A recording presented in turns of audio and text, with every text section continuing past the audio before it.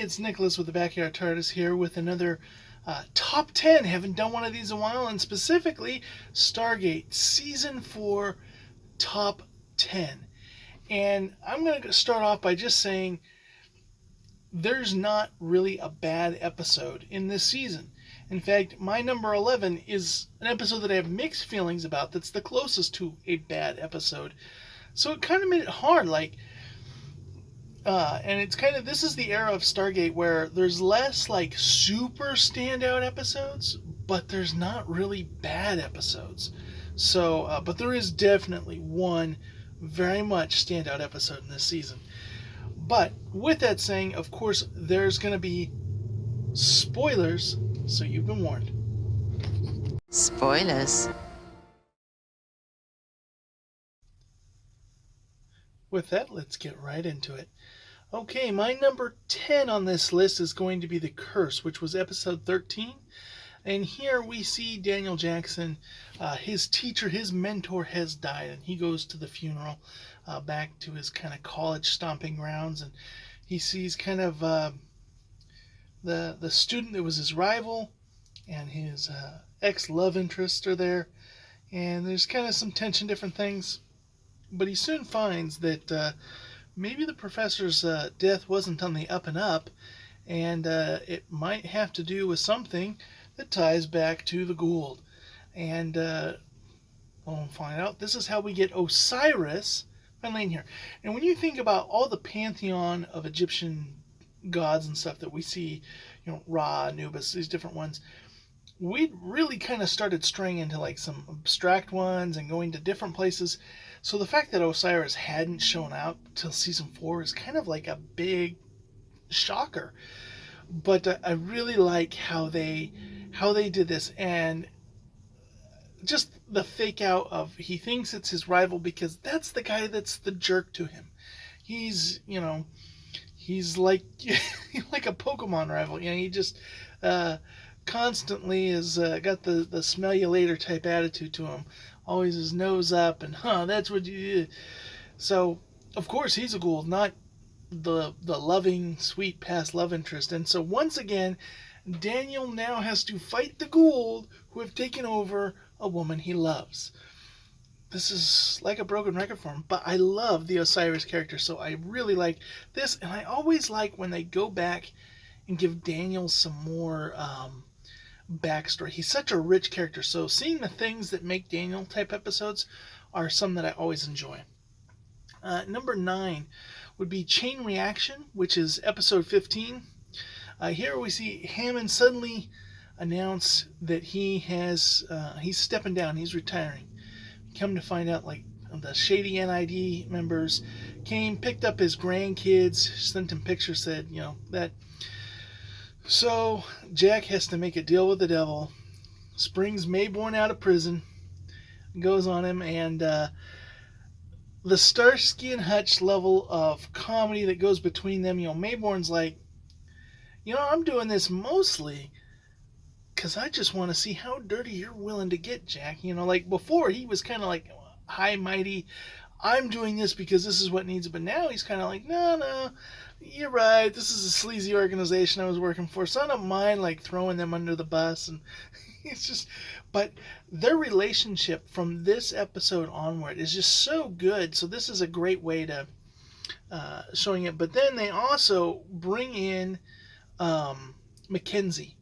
And Mackenzie is probably one of my favorite villains of the show. And he's not Mackenzie is just, he is that slimy politician. And you could see him, which other line of the thing, it's just like that double-tongued, holy art thou, constantly seeing his own virtues when his own actions show that he doesn't even believe half the things he's saying. But he just wants people that annoy him gone, that he can have more direct control. It has nothing to do about whether or not he really thinks they're wrong or right, but going into his dinner party, doing all that, I just love this episode. Okay, number 8, Exodus, which was episode 22. We finally follow up on that whole Tanith storyline that was with a Tok'ra. So he's one that, you know, he killed one of Teal'c's. Everybody's got that past loves in this. You know, Teal'c's old girlfriend that went off to be a priestess, uh, have celibacy. Uh, she communed with her Gould, turned him good. He wanted to join the Tok'ra. They facilitate that. Turns out he's not good. He was tricking her so that he could get into the Tok'ra, and he kills her. And Teal'c has a vendetta, but they told Teal'c previously, can't kill her because we're going to use him to give misinformation. So this is where it all comes to a head, and they decide we're going to use him one last time. He's going to tell Apophis to come and attack, and we're going to blow up the sun. That's Sam's big plan. She's going to blow up a sun. You never forget your first star that you blow up. And so they set all that thing in motion, and then as soon as like they do the thing, and like now there's a countdown timer, everything goes against plan. What's really cool with this is they kind of do like a Voyager-esque, like they're just shot, boom, way too far past what their engines can do. But Apophis is too, and then they're dealing with replicators, and that goes into season 5. But and you have Jacob there, and Jacob Selmack, you know, the Tok'ra Sam's dad. I always love when he's on the show. So it's just a lot of good humor, good things, and also, you know, a little depth there for Teal'c. So good episode. Number 7, Tangent, episode 12. This is where they have the X-301. And this is the first series of these ships. Now, the X-302, the X-303, you know, obviously, you know, when they get the carriers and they get their own, you know, custom fighters, much cooler. But this initial one, just kind of the idea that, like, they're messing around with stuff they're not ready to mess around with. And, you know, just like in the last episode, you know, Jacob had a problem with them having the mothership because of this episode. Here they are. They go to, and Apophis has got software in there that when they plug this into their own stuff, like it takes over. Hey, you're Shova. This is gonna go back at like normal speed back to the home planet. It's gonna take a few thousand years. And I just, Jack, you know, okay, well, you carry the 1 and the 7. Yeah, I've done the math. You know, we don't have enough air. They had like, you know, like 8 hours of air or 24 hours of air. I can't remember what it was, but it was just the idea. And the idea that they were so close to Earth, and yet by Earth standards outside of this ship, they have nothing at this point that could remotely go there. And this is so interesting, thinking of where this show's going to go. Like when we get to the Atlantis and when we have the X-303, you know, and they're going to have ships that can, you know, go across galaxies. But at this point, they're in their solar system. And there's no way, you know, a regular shuttle would take like 2.5 years to get to Mars, let alone they're out by June. Like, there's no possible way they can rescue them. So they got to get somebody else. And it's trying to get a hold of people like the Tolan, the Tok'ra, the Asgard. And, you know, it's kind of interesting. You know, they always have to write out why can't they just get that. But here they got to go on a mission to interrupt Jacob. Once again, Jacob, love it. But it's just a heartwarming episode. So another good one. Next one, Double Jeopardy, episode 21. And this episode is Comtraya. This is such, I love the original episode that this comes from. It's following up with the robot doubles. They're going through missions, but probably one of the things that I like the most is that they showed there at the end that you know, or when Daniel Jackson gets beheaded, And there's the running joke, Daniel dies all the time throughout the show. So when you see that, of course, he's the one that gets like his head shot right off. And, Kronos is just like, what is this?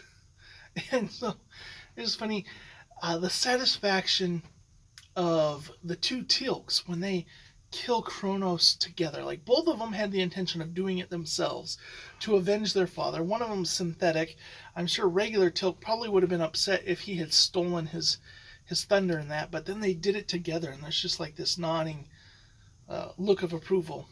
And the two Jacks, like their banter back and forth, the idea that these robots are going to a planet where we had gone, we had liberated the planet and packed up and left. And it's interesting because, this show often puts the Air Force, the U.S. military, in a very positive light. But this is something that the U.S. tends to do in real life. We go into other countries, we supplant some dictator, or do some, and then we kind of up and leave until the problem comes back, a decade or two later, as we've seen. It's just something that the U.S. is prone to do. They go in, they don't take over, they do stuff, and then they leave, and then, it's up to them to go from there. And we see how this has backfired on these people. It's gone really bad. But to grant it, so Jack has like this, the robot Jack has this righteous anger against regular Jack. But the funny thing is, it's like, you would have done the same thing. And, they're back and forth. And it's just so good. So well done. And I like to see the robots. Okay, next one.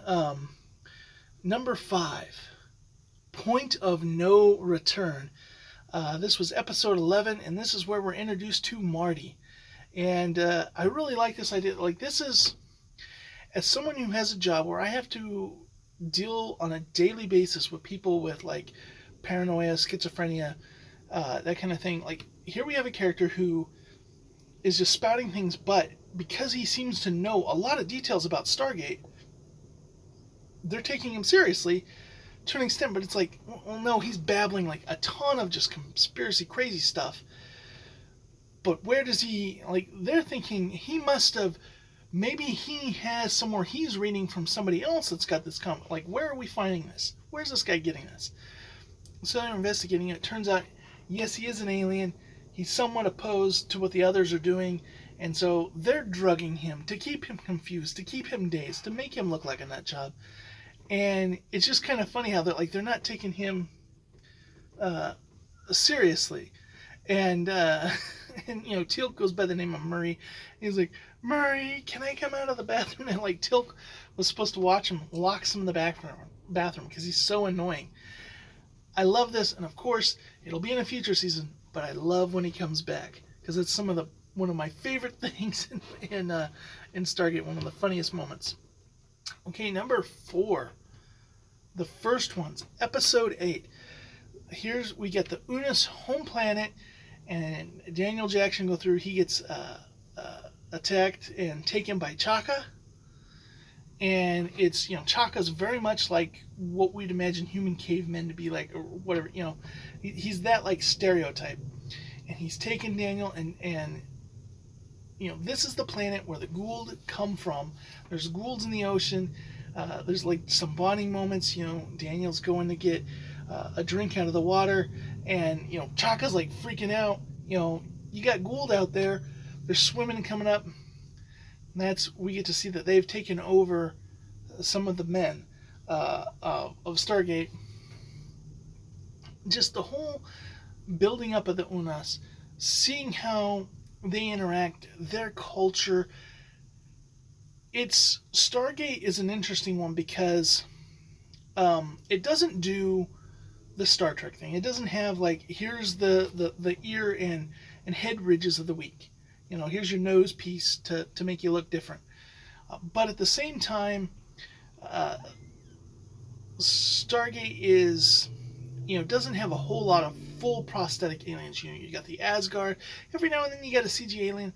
But the Unas are one of those alien species that's like, this truly alien. Most everybody's just actual humans that have been spread across the galaxy through the Stargate network. But Unas are aliens, and giving them this in-depth culture is really neat.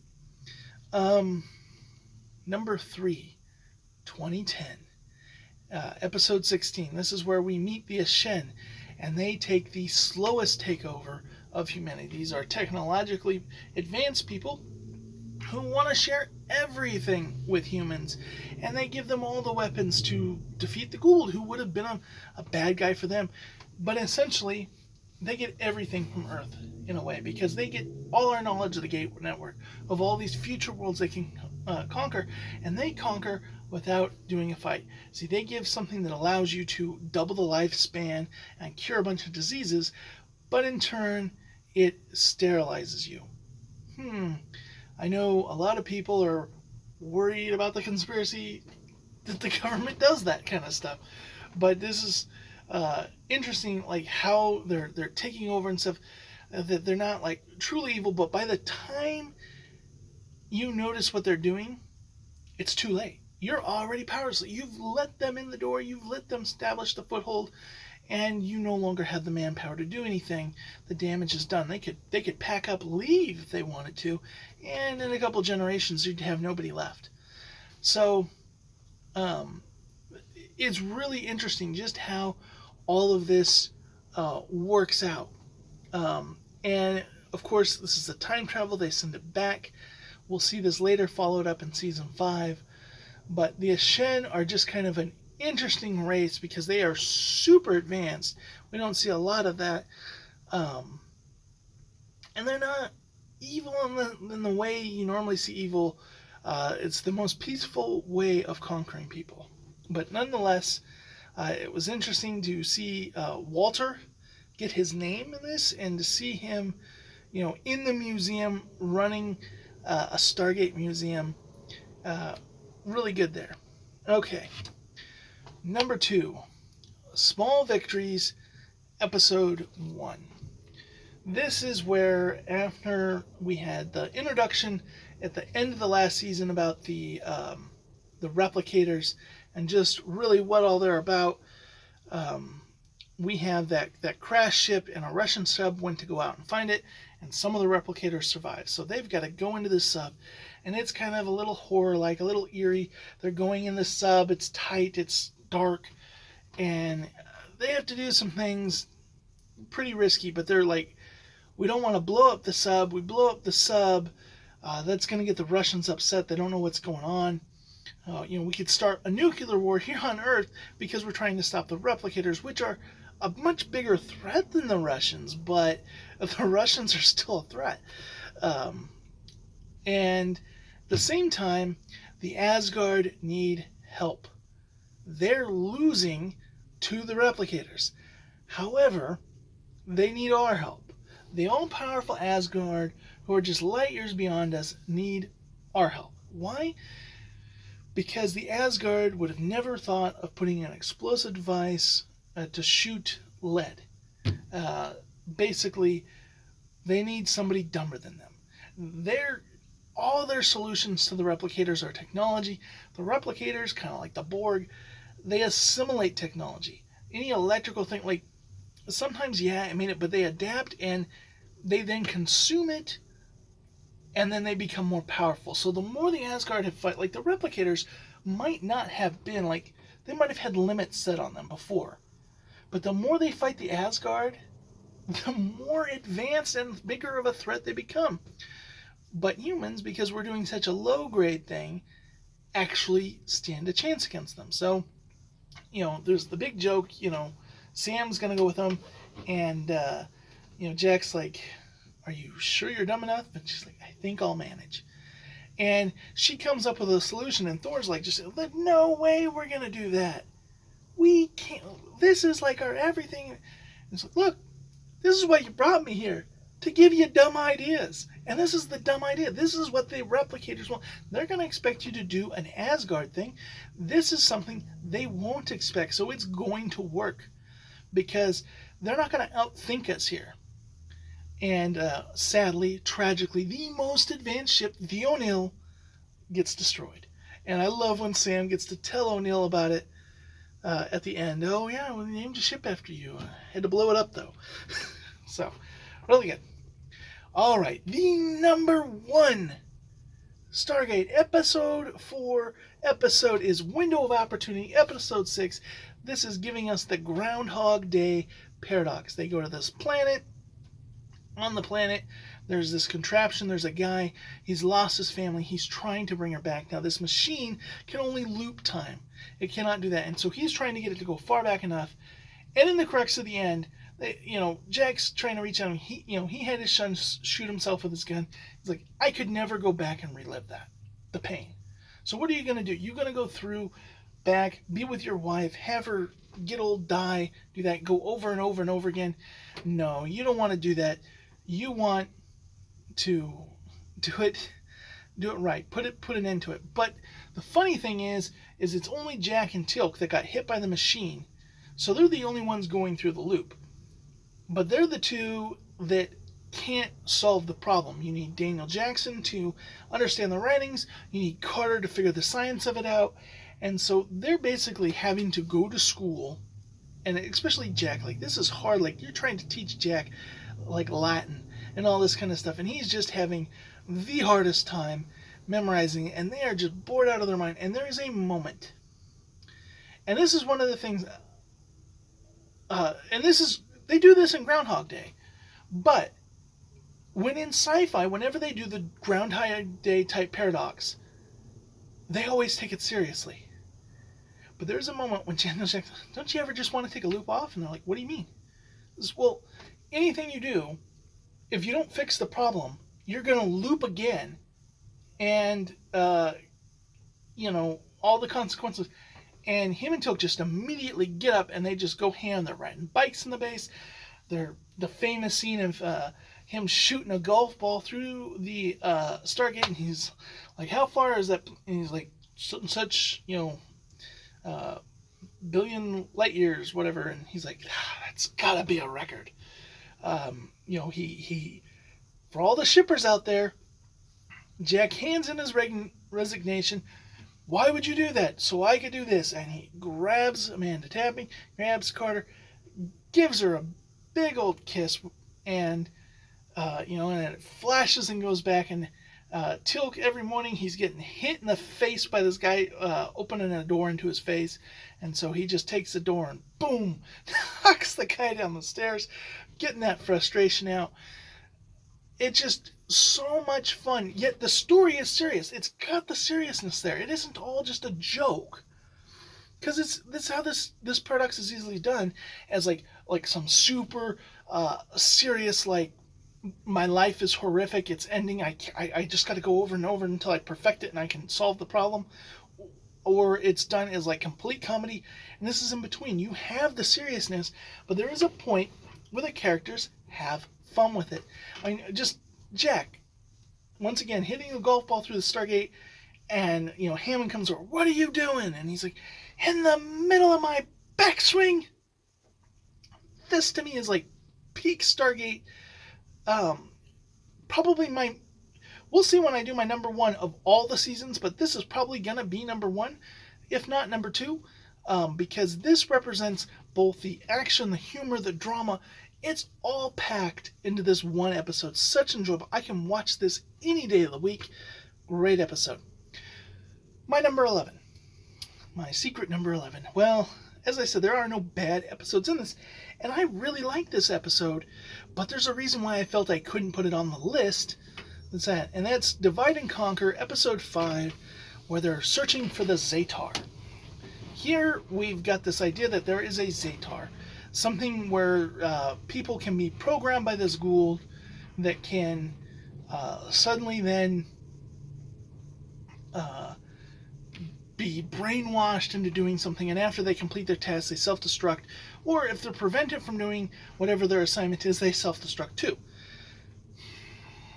Jack and Sam are suspected of being Zetars. Now, there's a couple of reasons why I really like the premise of this. As somebody who, I'm not typically a shipper, but I ship Jack and Sam. I like that arrangement. I like that it's an arrangement that they cannot consummate, if you will. They cannot pursue it. they are in a situation where they can't be in a relationship, but they have those feelings. And unlike every cop show in the world that has the partners falling in love, they respect that. But they go back and they're showing, they're lying, they're holding back a little bit of the truth, and that is because they don't want to get in trouble of expressing why they did something, and it was because of an emotion. And that gets them suspected to be a Zetar. Now, why don't I like this episode? Because I also like how the Tok'ra, and she kind of hits on Jack a little bit, and he's kind of, whoa, snake in your head, I'm not into it. And he's like, well, the snake's actually interested in Daniel. But, all that kind of stuff. Like the 2 episodes with her in this season, really good. But I have 2 issues. One, Martooth dies. Martooth was a great character. I wanted to see more Martooth. And this was kind of a lame way for him to go out of the show. It wasn't some super heroic death. It was a lame, he got brainwashed and killed himself. Sad. Bummer. Martooth deserved better. Second, the whole Zetar plotline is completely dropped after this. They established that anyone at any point, anytime they've gone through the gate, could become a Zetar. Now we should be having Zetar debriefings, checking after every single thing. It is never an issue again. It is like this horrible possible thing, and they prove that it's true, it's something that happened, and then it goes nowhere. And that's how Martooth dies. That's what really gets me. Like, in the very first 3 episodes, when Kowalski dies, he gets taken by a Goa'uld. That is a real threat. That continues to be a real threat. We even talked about it in the first one's episode. We saw that threat still exist. So yes, he went out and it was like, oh man, but he went out demonstrating a real threat in this world that you have to be afraid of. This is not a real threat. This is never a threat. And you took out one of the main guest stars with it. And so that's kind of why I don't put it at the base. However, the story in of itself, just containing itself, is a very good story. It is a very good Sam and Jack story. So I can't hate it, but I also can't praise it. So that's why it's number 11. It would have been on the list, but it can't be. All right. What episodes did you enjoy in season 4? And, newsflash, season 4, or Stargate SG1, Atlantis, Universe, all of that is back on Amazon, and it is in widescreen HD, better than the DVD and Blu-ray version. This is like the superior version now. So go check it out, go watch, and enjoy some Stargate.